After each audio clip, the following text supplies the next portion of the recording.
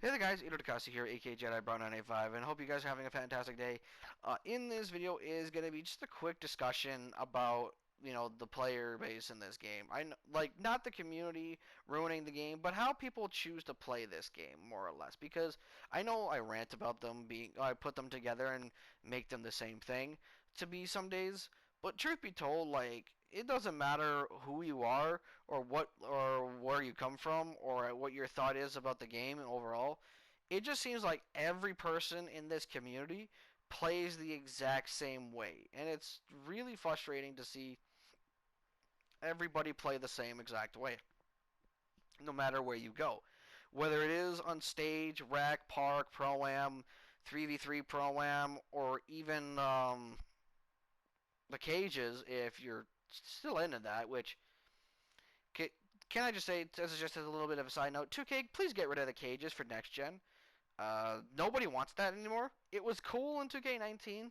It was something unique and something different. But even I sat here after a month and I was like, okay, this is all, the cages are all cool and all, but after about a month and a half, people are gonna get sick of it and no one's gonna want to play. And lo and behold, I was proven right. Nobody wanted to play that shit after a month and a half. And ever since then, everyone's been like, okay, 2K, can you please take out the cages? And then they were in 2K20. 2K, can you please take out the cages? Nobody wants the cages. Now they're in 2K21.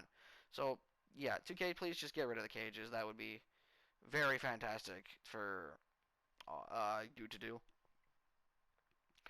But anyways, like as I was saying, like it just really seems like these guys that play in the game, they just play as the same playstyle. They don't really change up their playstyle or make themselves stand out in terms of how they play. Like, take for example a playmaking shot creator. Everybody who plays as a playmaking shot creator, they just do the Stephen Curry slide back and forth behind a screen until they can get open, and then you get a three off. Like that doesn't take any skill, gentlemen. Like if you did the Curry slide and then did a few other things, I could maybe let you get away with it because, even though the Curry slide is, I would argue, the most overpowered move in this game, dribbling is so great right now that realistically speaking, do you need to do one specific move over and over again? Like in 2K20, I could understand it because dribbling in 20 was just terrible. Ball like creating like ISOing and all that shit in 2K20. It was awful. You're not gonna get a disagreement from me, okay? Because I play as a playmaker. I play as a ball handler with Hall of Fame playmaking badges. Yeah, you're not gonna convince me that the dribbling in 2K20 was actually good. It was awful. It was absolutely god awful, and I hated every second of that. But I still worked with what I got, and I didn't have to rely and use the same playstyle over and over again. Sure, I did vary between using screens and using pick and rolls and shit like that, but don't get me wrong, there's nothing wrong with using pick and rolls. Like, I've never really hated on people using screen and rolls, okay? Because at the end of the day, how are you going to get your big man who cannot shoot the ball to save his life a basket?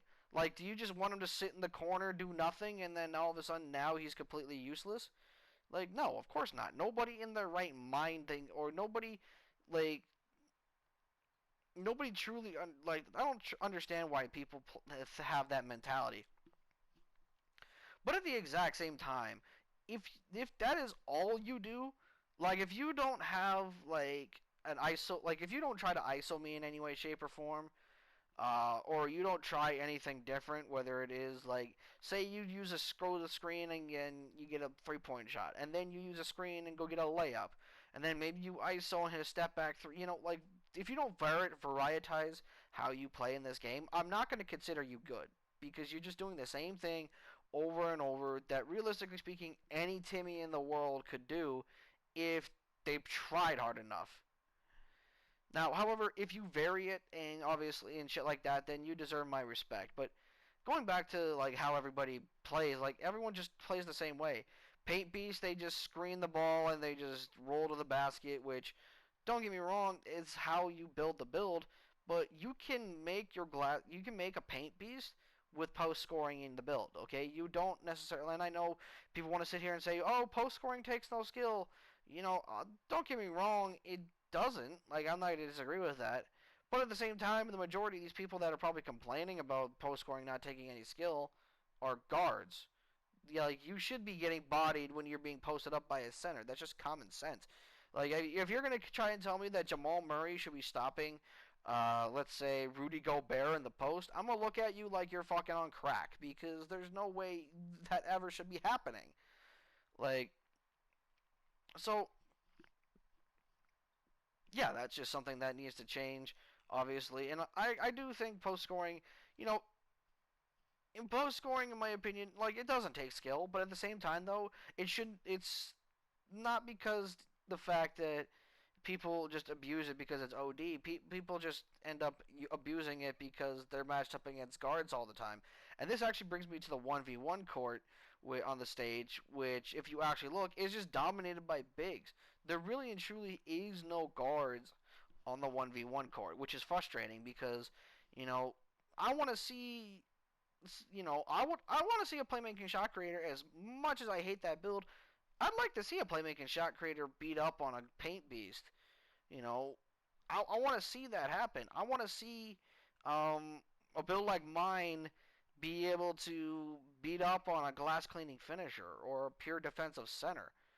You know, these builds that you know that are really OD on 1v1. You know, majority of the time, those builds that are OD on 1v1, most of the time they're trash anywhere else, unless you're just good at this game. Like, take for example an interior force. Like an interior force is good, but at the same time though, outside of 1v1, interior force is like one of the worst builds in Park, in Pro Am, in 3v3 Pro Am. Like it's just outside of the 1v1, it's not that great. You know, and same goes for builds like an interior finisher. So, like, I truly don't get why. Like, I get why everybody plays this exact same because 2K pushes them in that direction. But you could also counteract that by doing different things, gentlemen. Like, sure, I don't do, like, sure, I may go in and try and get layups at the basket, but how you go about it is different. I don't care if your primary objective is to get as many threes as possible, but try and mix it up a little bit is what I'm trying to sit here and say. Like, I'm not gonna sit here. I don't like seeing everybody do the exact same things over and over again because it is really frustrating to watch, and it's one of the reasons I can't take gameplays of twos seriously. You know, because everybody on twos plays the same way over and over and over, and it's not fun to watch, guys. But with that being said, that's actually going to be the end of this video because truth be told, that is all I could really think of when it comes to, this type of a video. But let me know in the comment section below, guys, what you think, if you agree or disagree with what I just said. Obviously, subscribe if you guys are new. Like the video if you enjoyed. And with that, gentlemen, I'm out. Peace.